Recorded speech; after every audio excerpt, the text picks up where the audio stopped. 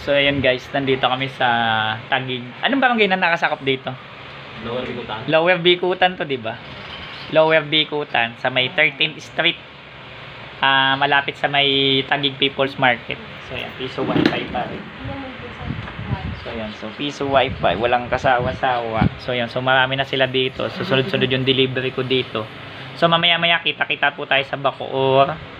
And then Naik din area. So may mga gawa pa tayo and 13. So yung mga dasma ko siguro by next and Tansa by Monday na. Tsaka kay Sir Just Reach no, sa Monday na po tayo kasi tad-tad na po kung di ko na po maaharap kasi ang dami ko na pong atraso. So nakatanggap na kasi ako ng ibang gawa sa ibang area. So hindi ko na po may compromise yung iba ko pang oras kasi prior sa pag-advise ninyo ng project nakatanggap na po ako sa iba. Si Brother Will. Yeah, pwede naman po.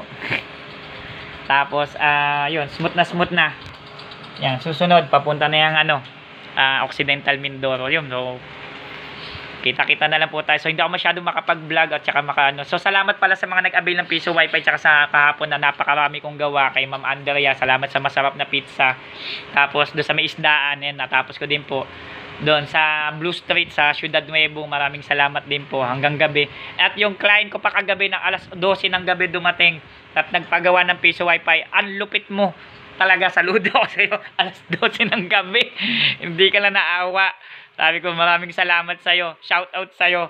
No, hindi man tayo personal na magkakilala. Actually, ayaw niya, anonymous siya. Alas 12 ng gabi, multo yata yung hinayupak na yun.